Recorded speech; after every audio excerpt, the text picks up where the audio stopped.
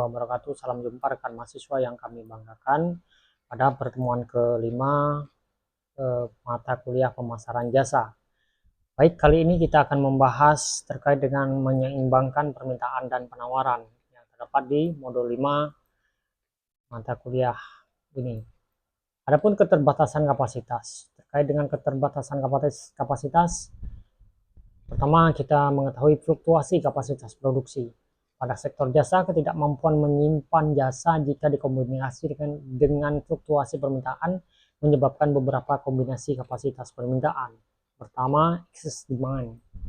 Yang kedua, demand exceed optimum capacity. Yang ketiga, demand and supply are balanced at the level of optimal capacity.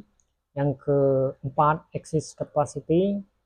Ya, variasi permintaan dibandingkan dengan kapasitas yang tersedia dijelaskan oleh Ciptono 2014 berimplikasi pada 3 kondisi, yaitu pertama kehilangan peluang bisnis karena permintaan melebihi kapasitas, yang kedua penurunan kualitas jasa karena permintaan melampaui kapasitas optimum, yang ketiga pemborosan sumber daya karena adanya kapasitas berlebihan. Beberapa faktor yang dapat membatasi kapasitas jasa yaitu waktu, karyawan, peralatan, dan fasilitas. Nah, contoh-contoh pelayanan yang dipenuhi keterbatasan kapasitas. Pertama, keterbatasan waktu. Jasa salon contohnya tidak dapat mengembalikan waktu yang hilang jika hasil jasanya tidak sesuai. Yang kedua, keterbatasan karyawan. Contohnya jasa klinik gigi. Kualitas jasa di klinik gigi sangat tergantung pada kemampuan sumber daya manusianya. Yang ketiga, keterbatasan peralatan. Contoh, jasa penerbangan. Penyampaian jasa sangat bergantung pada peralatan atau pesawat terbang. Selanjutnya, keterbatasan fasilitas.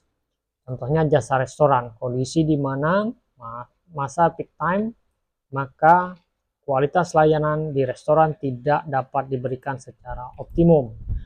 Baik, terkait dengan pola permintaan, pemahaman mengenai pola permintaan menuntut penyedia jasa untuk menggali informasi lebih dalam mengenai target segmen pasarnya. Kapan terjadinya permintaan bervariasi, mengapa konsumen membeli jasa. Zerholm dan kawan-kawan tahun 2013 menjelaskan beberapa langkah dalam memahami pola permintaan, yaitu yang pertama penggambaran pola-pola permintaan dalam sebuah bagan, yang kedua siklus yang dapat diprediksi, yang ketiga fluktuasi permintaan yang bersifat random, yang keempat pola permintaan berdasarkan segmen pasar. Strategi menyeimbangkan kapasitas dan permintaan. Nah, strategi pengelolaan kapasitas dan permintaan menurut Lovestock dan Ciptono, faktor-faktor mempengaruhi permintaan adalah yang pertama, adanya siklus tertentu yang dapat diprediksi. Yang kedua, penyebab utama variasi siklikal. Yang ketiga, perubahan terjadi secara acak. Terdapat beberapa ancaman yang bisa digunakan untuk mengelola permintaan. Ciptono menjelaskan ancaman yang dapat diterapkan penyedia jasa yaitu do nothing, tidak melakukan apapun. Yang kedua, mengurangi permintaan. Nah, terdapat dua strategi di marketing. Yang pertama, selective di marketing, dan yang kedua, general marketing.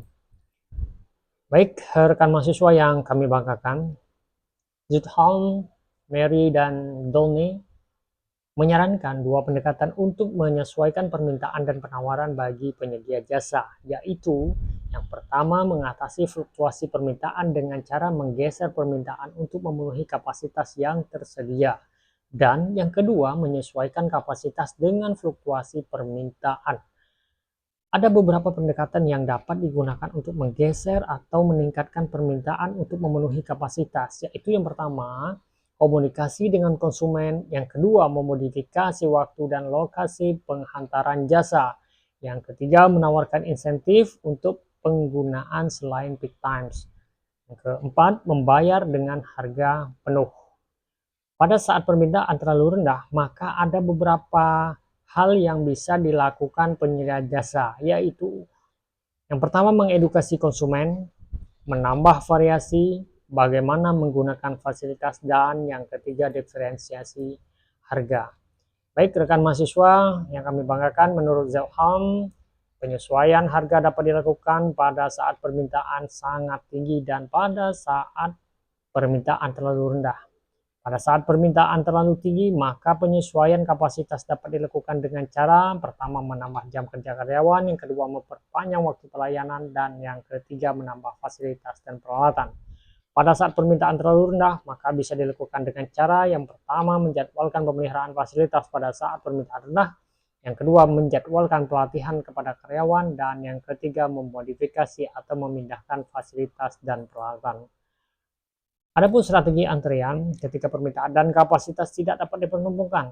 Untuk mengatasi ketidaknyamanan karena antrian, penyedia jasa menerapkan beberapa strategi, yaitu yang pertama menerapkan urutan operasi yang logis, menetapkan proses pemesanan, yang ketiga mendiferensiasikan susunan antrian, dan yang keempat menciptakan suasana menyenangkan bagi konsumen pada saat mengantri. Contoh-contoh sistem antrian. Sistem antrian menggunakan aplikasi komputer. Yang pertama, konsumen menuju ke mesin antrian dengan menekan tombol antrian, kemudian keluar nomor antrian.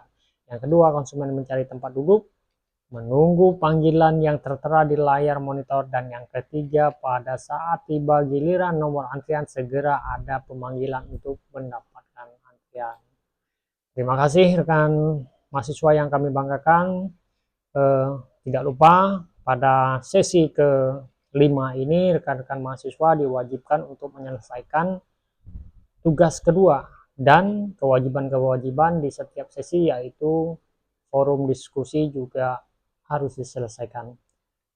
Terima kasih, selamat belajar, sukses selalu. Wassalamualaikum warahmatullahi wabarakatuh.